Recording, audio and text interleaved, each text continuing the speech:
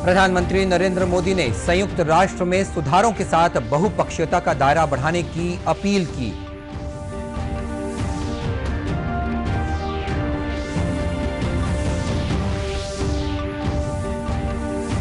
छत्तीसगढ़ में कोरोना संक्रमित मरीजों का आंकड़ा 5,000 के पार। एक ही दिन में मिले 242 कोरोना संक्रमित मरीज।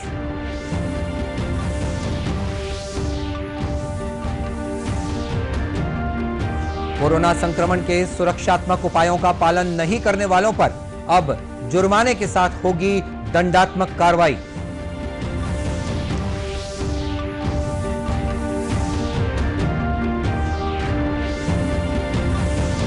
और बस्तर से फिर शुरू होगी विमान सेवा। 5 अगस्त को हैदराबाद से उड़ान भरकर जगदलपुर पहुंचेगा विमान।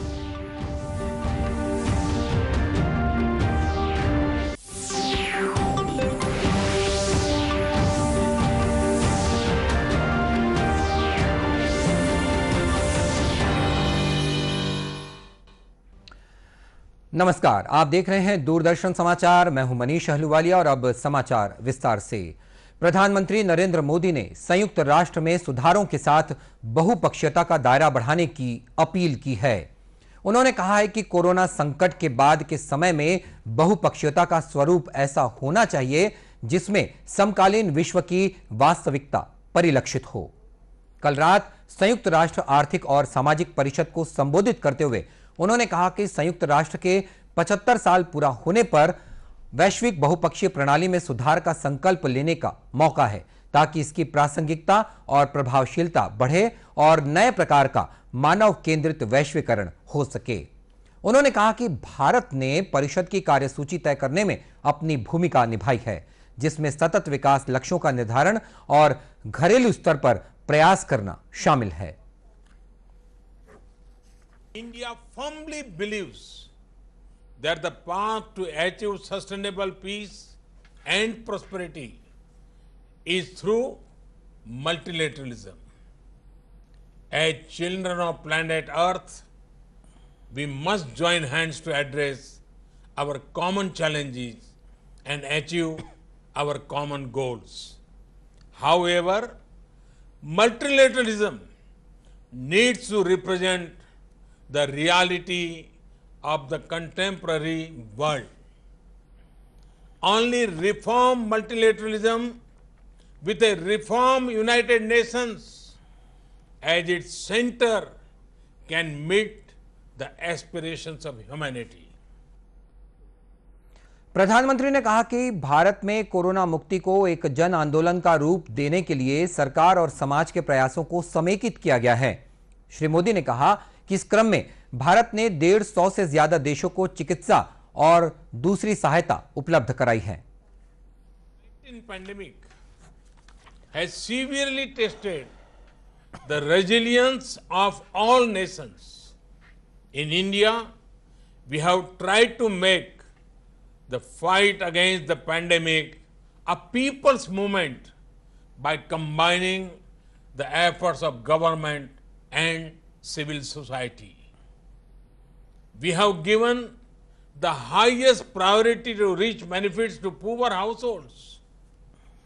We have announced a package of more than $300 billion. It will bring the economy back on track, build modern infrastructure, and put in place a technology-driven system. We have put forward a vision of Atmanirbhar Bharat, a self-reliant and resilient India integrated with the global economy. प्रधानमंत्री ने अपने संबोधन में भारत में समावेशी विकास के लिए किए गए प्रयासों की भी चर्चा की। और प्रदेश की खबरों में, छत्तीसगढ़ में कोरोना संक्रमित मरीजों का आंकड़ा 5,000 के पार हो गया है। कल देर रात तक प्रदेश में 242 कोरोना संक्रमित मरीजों की पहचान की गई है। आज भी विभिन्न जिलों से अनेक कोरोना संक्रमित मरीज मिले हैं। फिलहाल 1,467 मरीजों का इलाज विभिन्न अस्पतालों में चल रहा है। इस बीच बीते 24 घंटों के दौरान प्रदेश में कोरोना संक्रमित 3 मरीजों की मौत भी हो गई। प्रदेश में अब तक कोरोना संक्रमित कुल 24 लोगों की मौत हो चुकी है। राजधानी रायपुर में कल देर रात तक एक ही दिन में 127 कोरोना पॉजिटिव मरीज मिले हैं। राजधानी के आजाद चौक क्षेत्र के स्थित मंगल बाजार में सबसे अधिक कोरोना संक्रमित मरीजों की पुष्टि हुई। इस इलाके को जिला प्रशासन द्वारा कंटेनमेंट जोन घोषित कर दिया गया है। यहां दुकानों को बंद कर दिया गया है और क्षेत्र को लगातार सैनिटाइज किया जा रहा है। कंटेनमेंट जोन के प्रभारी आशीष मिश्रा ने बताया कि क्षेत्र के थाने का एक कर्मचारी भी कोरोना पॉजिटिव पाया गया है, जिसके चलते थाने को भी सील कर दिया गया है और लोगों से अपील की जा रही है कि वे बेवजह घरों से न निकलें, चेहरे पर मास्क लगाएं और बार बार अपने हाथों को साबुन से धोएं।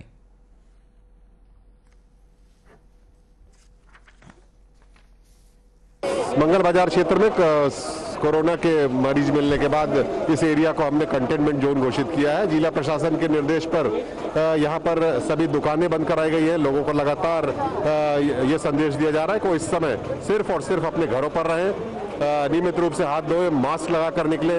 इसके अलावा नगर निगम की टीम इस पूरे इलाके को लगातार सैनिटाइज कर रही है। उनकी जरूरी जो चीज़ें हैं, ज़रूरत की चीज़ें हैं, वो सब उपलब्ध कराने का काम इस समय नगर निगम की मैदानी अमले और उनकी जोन की टीम कर रही है। थाने पर उनके एक कर्मचारी आइडेंटिफाई हुए हैं कोरोना पेशेंट के रूप में, तो उस थाने को भी बंद किया गया अभी। और इस बीच प्रदेश में कोरोना संक्रमण की रोकथाम और नियमों के प्रभावी क्रियान्वयन के लिए राज्य शासन ने दिशा निर्देश जारी कर दिए हैं।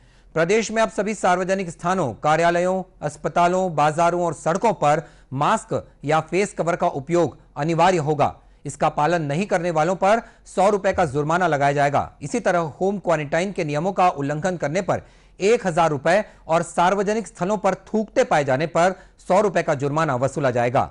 वहीं कोरोना संक्रमण के मद्देनजर नवा रायपुर स्थित मंत्रालय, महानदी भवन के बाद अब विभागाध्यक्ष कार्यालय इंद्रावती भवन में भी बाहरी व्यक्तियों के प्रवेश को प्रतिबंधित कर दिया गया है। केवल विभागाध्यक्ष की अनुमति से उन्हीं कार्यालयों में बाहरी व्यक्ति प्रवेश कर सकेंगे जिस कार्यालय के लिए उन्हें अनुमति दी गई है। सामान्य प्रशासन विभाग के सचिव ने सभी विभागाध्यक्षों को निर्देशों का कड़ाई से पालन सुनिश्चित करने के लिए कहा है।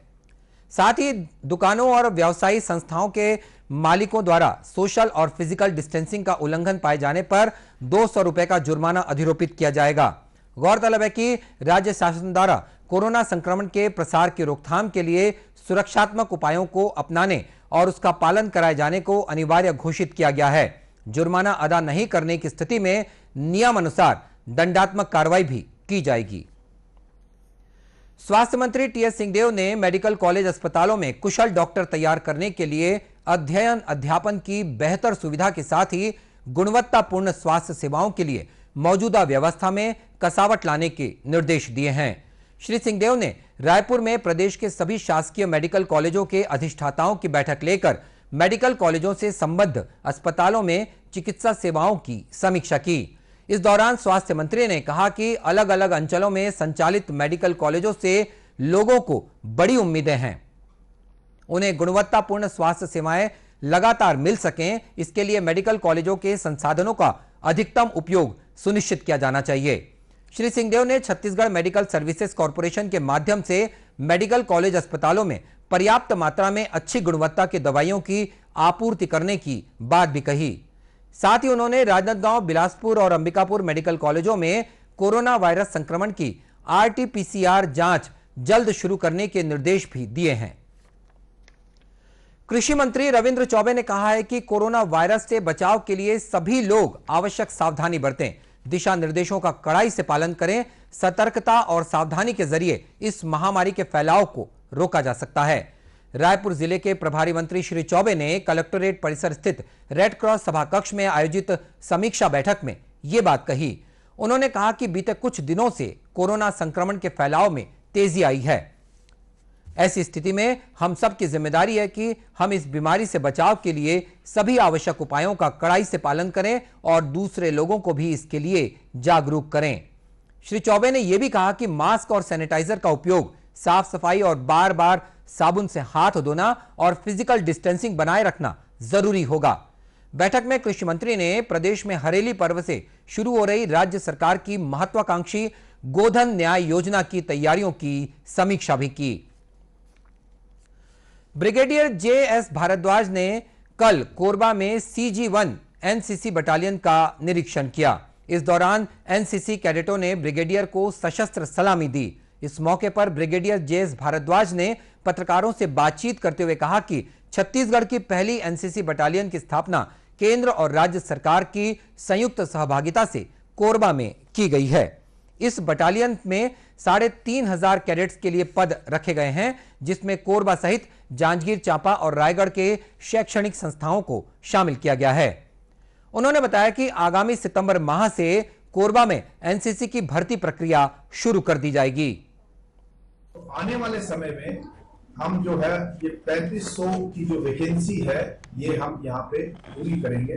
और इस साल आपको जैसे मालूम है कोविड-19 का थोड़ा सा प्रॉब्लम है, उस प्रॉब्लम के कारण स्कूल्स कॉलेजेस सब बंद हैं और हो सकता है आने वाले समय में सितंबर तक अगर स्थिति थोड़ा ठीक हो जाती है, स्कूल खुल जाते हैं तो हम एनरोलमेंट शुरू कर देंगे।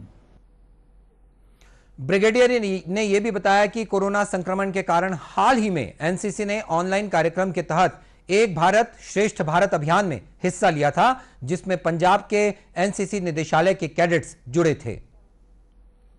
हाल ही में हमने एनसीसी में ऑनलाइन तरीके से शुरुआत की है कुछ एक कार्यक्रम के लिए, ताकि बच्चों को कॉन्फिडेंस आए। हाल ही में 10 से लेके 15 तक इस महीने में रायपुर से हमने ऑनलाइन एक भारत श्रेष्ठ भारत का अभियान किया था और हमारे साथ जुड़े थे पंजाब के डायरेक्टरेट और पंजाब के बच्चे। ब्रिगेडियर श्री भारद्वाज ने कैडेट्स और अधिकारियों से मुलाकात के बाद बटालियन परिसर में पौधारोपण भी किया। जांजगीर चांपा जिले में धान की रिकॉर्ड खरीदी के बाद इस साल धान खरीदी केंद्रों में धान की कमी नहीं मिली है। अधिकारियों ने बताया कि खरीदी केंद्रों में धान की कमी नहीं पाए जाने से शासन को राजस्व का नुकसान नहीं हुआ है। पिछले कुछ वर्षों में लगातार धान खरीदी केंद्रों में करोड़ों रुपए के मूल्य के धान की कमी मिलती थी। जिला सहकारी बैंक के नोडल अधिकारी अश्विनी पांडे ने बताया कि जिले में समिति और संग्रहण केंद्र स्तर पर इस बार धान की कमी नहीं पाई गई है। जांजगीर जिला में 209 उपार्जन केंद्रों के माध्यम से 1,69,000 किसानों से 78,66,791 क्विंटल खरीदी हुई है और समिति उपार्जन केंद्रों में ट्रांसपोर्टर से और फूड विभाग से समन्वय स्थापित करके लगातार 0 शॉर्टेज के लिए प्रयास किया गया है और उसके परिणाम स्वरूप आज हमारे जांजगीर जिले में समिति स्तर पर और संग्रहण केंद्र पर कोई भी प्रकार का शॉर्टेज नहीं है और परिधान 0 हो चुका है। अब मिलान की प्रक्रिया विपणन कार्यालय में जारी है। और आपको बता दें कि जांजगीर चांपा जिले में 121 सहकारी समितियों के अंतर्गत 209 उपार्जन केंद्रों में किसानों से लगभग 78 लाख क्विंटल धान की खरीदी की गई थी, जो प्रदेश में सबसे अधिक है। और अब एक अच्छी खबर, बस्तर संभाग मुख्यालय जगदलपुर से अब फिर से विमान सेवा शुरू होने जा रही है। अलायंस एयर का विमान 5 अगस्त को हैदराबाद से उड़ान भरकर जगदलपुर पहुंचेगा और फिर यहां से रायपुर आएगा। विमान का संचालन 29 मार्च से शुरू होने वाला था, लेकिन कोरोना संक्रमण और लॉकडाउन के चलते विमान सेवा शुरू करने में विलंब हुआ है। बस्तर कलेक्टर रजत बंसल ने बताया कि हैदराबाद से जगदलपुर होते हुए रायपुर तक विमान सेवा का संचालन शुरू किया जा रहा है और इसे नियमित करने का प्रयास है।